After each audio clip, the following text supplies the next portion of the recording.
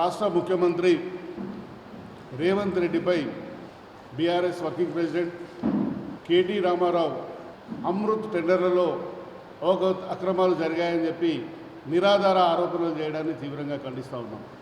రేవంత్ రెడ్డి ముఖ్యమంత్రి అయిన తర్వాత తెలంగాణ ప్రజల్లో రాష్ట్ర ముఖ్యమంత్రికి ప్రజల్లో వస్తున్న ఆదరణ చూసి ఓర్వలేక కేటీఆర్ చౌకబారు ప్రకటనలు చేస్తూ ఉన్నారు.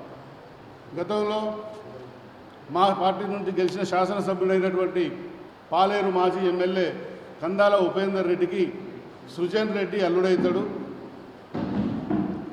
ఆనాడు కాంగ్రెస్ పార్టీ నుండి బీఆర్ఎస్ పార్టీలో చేరినందుకు నజరానాగా ఆనాడు మీరు పాలమూరు రంగారెడ్డి జిల్లాలో సృజన్ రెడ్డికి మీరు వర్కులు ఇచ్చింది వాస్తవం కాదా అని చెప్పి మిమ్మల్ని అడుగుతూ ఉన్నాం.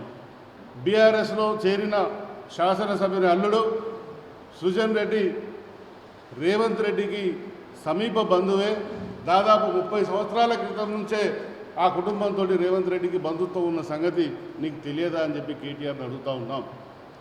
ఆనాడు బీఆర్ఎస్ ప్రభుత్వంలో పాలమూరు రంగారెడ్డి పనులు చేసినప్పుడు మీకు సృజన్ రెడ్డి రేవంత్ రెడ్డి బంధువు అన్న సంగతి తెలియదా?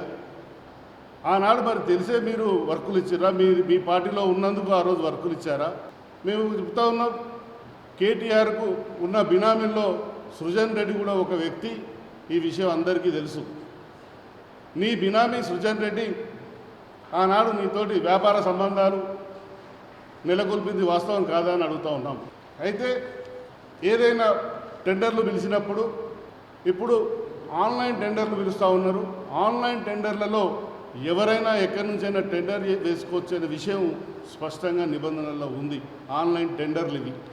అయితే కొత్తగా ప్రారంభించిన స్టార్టప్ కంపెనీలు కానివ్వండి, కొత్తగా అవకాశాల కోసం వచ్చే కంపెనీలు కానివ్వండి, ఆర్థికంగా ఉండి సాంకేతిక అనుభవం లేని కంపెనీలు, సాంకేతిక అనుభవం ఉన్న కంపెనీలతోటి జాయింట్ వెంచర్ జేవీ పెట్టుకునే నిబంధనలు మనకు టెండర్ షెడ్యూళ్లలో ప్రతి టెండర్లో జేవీ పెట్టుకునే వెసులుబాటు టెండర్ నిబంధనలలో ఉంది.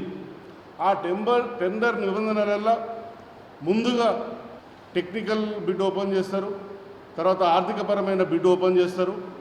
ఓపెన్ చేసి అర్హత ఉన్న కంపెనీలకు మాత్రమే టెండర్లను కేటాయిస్తారు. అది టెండర్ కమిటీ ఉంటుంది. దానికి ముఖ్యమంత్రికి ఏం సంబంధం ఉంటుందని చెప్పి మేము ఈ సందర్భంగా రేవంత్ రెడ్డిని అడుగుతాం, మన కేటీఆర్ని అడుగుతూ ఉన్నాం.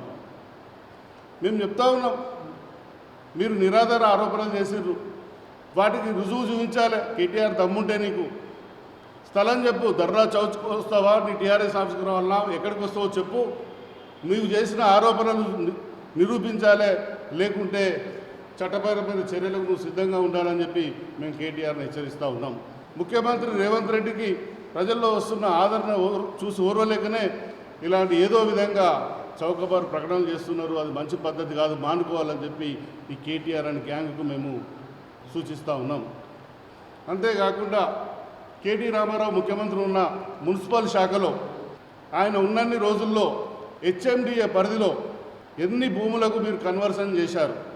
ఆనాడు స్వర్గీయ రాజశేఖర్ రెడ్డి హెచ్ఎండిఏ పరిధిని పెంచి ఒక ప్రాంతంలో ఒక్కొక్క జోన్ను ఏర్పాటు చేసి జోన్ల వారుగా హెచ్ఎండిఏ పరిధిని పెంచి మన హైదరాబాద్ అభివృద్ధికి తోడ్పడితే ఆ జోన్ కన్వర్షన్లు మీరు 10% కమిషన్ తీసుకొని ఎక్కడెక్కడ ఏ భూములు కన్వర్షన్ చేసిందో ఆ వివరాలు మీరు మున్సిపల్ శాఖ మంత్రిగా ఉండి ఎన్ని బహుళ అంతస్తులకు అనుమతులు ఇచ్చారో వాటన్నిటి మీద సిబిసిఐడి ఎంక్వైరీ వేయాలని చెప్పి రాష్ట్ర ముఖ్యమంత్రికి ప్రభుత్వ ఉన్నతాధికారులకు ఈ సందర్భంగా విజ్ఞప్తి చేస్తూ ఉన్నాం. ఎందుకంటే హైదరాబాద్ మహానగరాన్ని నీవు విచ్చలవిడిగా నీ యొక్క స్వార్థం కోసం, ఆర్థిక ఆపేక్షణ కోసం